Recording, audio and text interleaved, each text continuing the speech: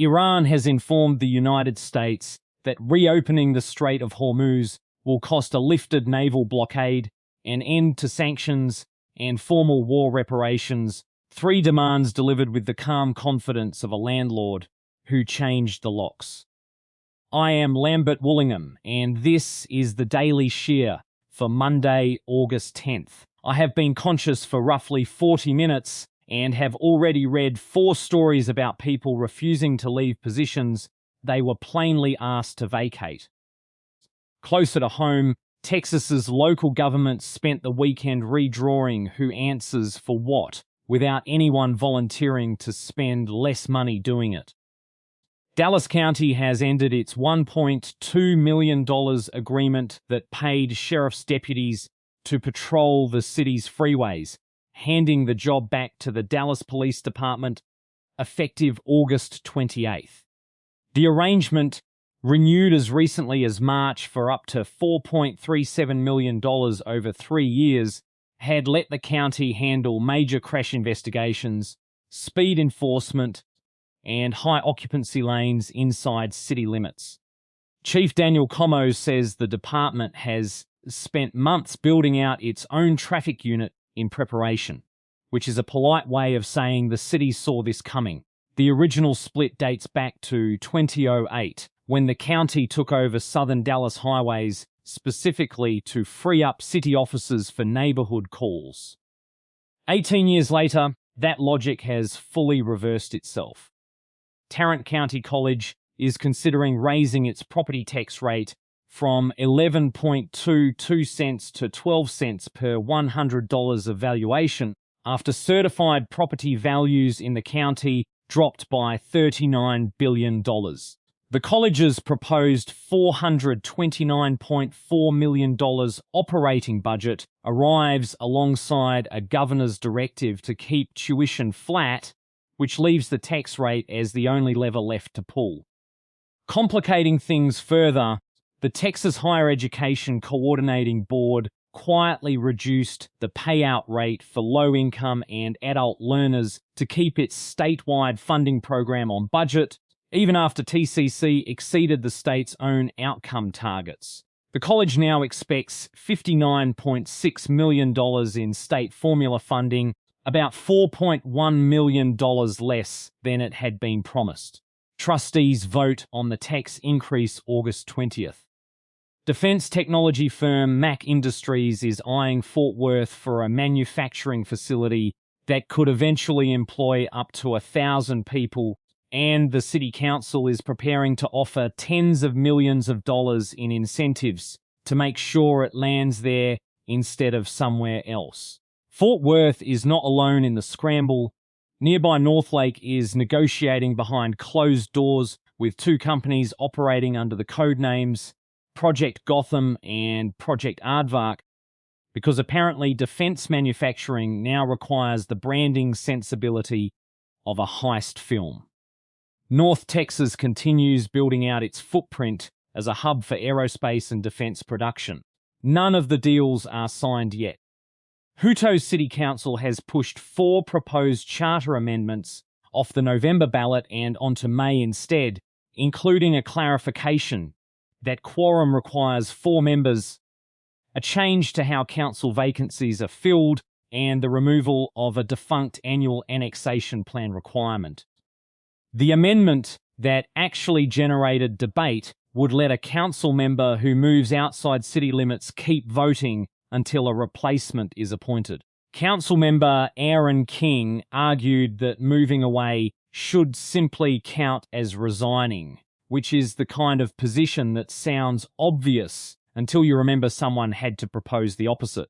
The council also floated adjusting its own compensation during the drafting process before deciding the whole package needed more time. Voters will get their say next spring. Turning to the economy, today's theme is a general and fairly reasonable suspicion of everyone else's currency, watchdog, and definition of a work week.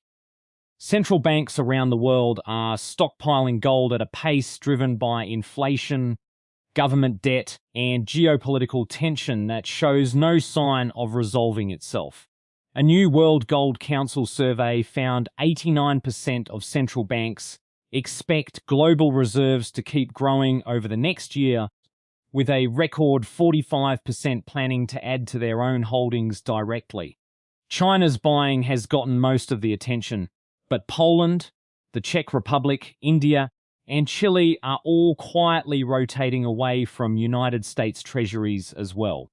Financial managers cite gold's independence from any single country's monetary policy, which is a diplomatic way of saying they would rather hold something no government can print more of. The National Indian Gaming Commission has been without a chairperson since January, and without one, the federal watchdog for the $46 billion tribal casino industry cannot approve new gambling laws, certify management agreements, or enforce penalties for safety violations. The Iowa tribe of Oklahoma opened a Haraz-branded casino back in April and still cannot hand over day-to-day management to Haraz because nobody at the commission is authorized to sign off. Industry leaders warn this leaves tribes without a federal advocate, exactly as online prediction markets and mobile sports betting expand into their territory. 7 months and counting with no nominee announced. Tech workers say the artificial intelligence efficiency promised by their employers has yet to arrive in their own schedules. OpenAI has been publicly urging other companies to pilot 4-day workweeks based on its tools' productivity gains, though former employees note OpenAI itself never actually tried the shortened schedule internally. Workers describe weekend crisis meetings, constant connectivity, and performance reviews that have only gotten more aggressive, even as executives at Meta and Anthropic claim their models can handle hours of coding and administrative work unsupervised. The technology, in other words, is apparently very good at everything except reducing anyone's hours. Picking up on the Hormuz standoff, oil prices reversed last week's decline after Iran made clear it will not reopen the strait absent an end to the naval blockade, a lifting of sanctions, and war reparations. Brent crude rose to $84.11 a barrel as talks mediated by Oman, which had reportedly been close to a breakthrough on a new shipping route, collapsed under Tehran's broader demands. Weekly transit through the strait, which historically carried a fifth of the world's oil supply, has dropped from 130 vessels to a fraction of that.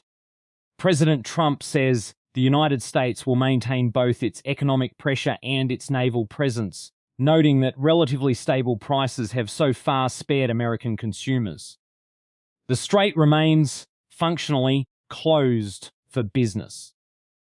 The Senate left town for August recess without voting on the Clarity Act, its comprehensive crypto regulation bill, which dims its odds of passing before the midterms. Majority Leader John Thune took the procedural steps needed to queue the bill up for a possible vote in September's brief 3-week session, which is Washington's version of leaving the stove on low. The framework would split oversight between the Securities and Exchange Commission and the Commodity Futures Trading Commission, distinguish commodity tokens from securities, and create a regulation crypto exemption, letting qualifying projects raise public funds under disclosure rules while banning insider pump and dump schemes. Senator Elizabeth Warren argues the bill still caters too heavily to industry lobbyists. The clock now runs into the fall. Beyond the ledger, the world offered a resignation demand from 3 continents worth of soccer administrators, and one congressman declining to leave a race everyone asked him to leave. Minnesota Democrats vote Tuesday in a Senate primary that has become a proxy fight over the party's direction, with Representative Angie Craig, backed by Hakeem Jeffries, facing Lieutenant Governor Peggy Flanagan, who has Bernie Sanders and Elizabeth Warren behind her. The race has been shaped heavily by the Trump administration's immigration crackdown, including a surge of federal agents around a Minneapolis federal building. Flanagan has hammered Craig over her support for the Laken-Riley Act and earlier votes for tighter border enforcement. Moderate strategists are watching closely to see whether a progressive nominee can hold a battleground state in November. Following up on Michigan's Senate primary, Democratic nominee Abdul El-Sayed held a private call with Barack Obama last week aimed at unifying the party after a historically expensive and divisive race against Representative Haley Stevens. The primary was marked by fierce clashes over the influence of pro-Israel lobbying groups in the party. El-Sayed called the conversation warm and centered on holding the seat to protect the Senate majority. Stevens endorsed him quickly after her loss, though Republicans are already courting her more moderate supporters. Senate Minority Leader Chuck Schumer and Governor Gretchen Whitmer have both rallied behind El-Sayed as he prepares to face GOP nominee Mike Rogers.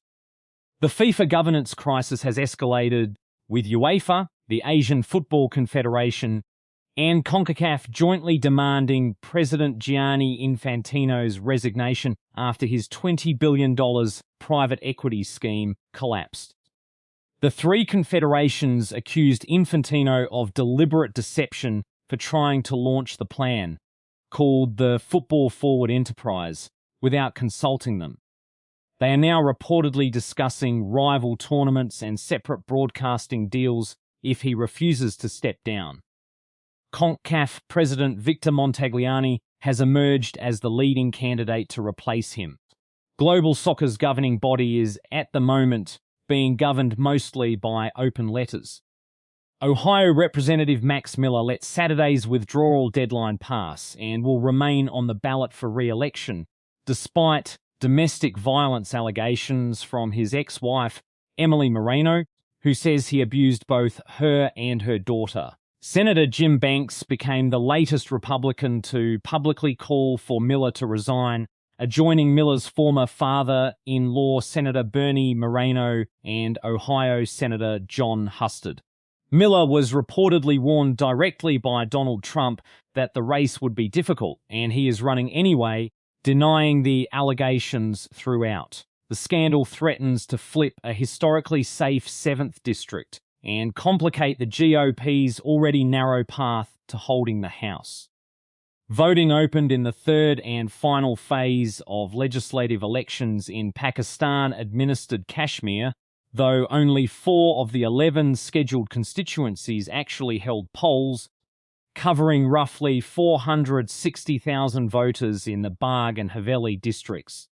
The other 7 races were postponed indefinitely over security concerns tied to weeks of violent protest led by the Jammu Kashmir Joint Awami Action Committee, which wants 12 legislative seats reserved for displaced Kashmiris abolished. More than 50 people, including at least 7 police and paramilitary personnel, have been killed in the unrest. The regional government banned the activist group outright back in June. Israeli Prime Minister Benjamin Netanyahu has rejected the 15-point Gaza peace plan put forward by President Trump's Board of Peace, opening a rare public rift with Washington. Netanyahu told his cabinet that Israeli forces will not leave Gaza until Hamas and other armed groups are, in his words, completely and genuinely disarmed. The American plan had envisioned a phased troop withdrawal replaced by an international stabilization force and a new Palestinian government taking over security duties. Netanyahu flatly rejected any Palestinian state in Gaza or the West Bank, while saying Israel remains open to discussing alternatives with Washington on its own terms. What I keep coming back to is Hutto, and the proposal to let a city council member keep voting on local ordinances after they have physically moved away, right up until someone bothers to replace them. Nobody has specified how far away is too far. Under the letter of the thing as written, a council member could relocate to Waco or Wyoming, or if we are being honest about the lack of a distance clause, a research station in Antarctica, and still phone in a vote on the annexation plan they no longer live near. Aaron King's objection that moving away is basically resigning is the only person in this story behaving like an adult. I assume the amendment got tabled to May specifically so someone could quietly test how far a laptop and a decent satellite connection can stretch the definition of a Hutto resident. Dallas police are picking up freeway patrol duties the county handed off 18 years ago for the opposite reason, which means the division of labor that made sense in 2008 has now fully reversed itself for reasons nobody in either press release felt like explaining. That is the shear for today. Lambert-Woollingham heading off to see whether my own commute counts as a high occupancy lane. The day has been shorn. Until tomorrow.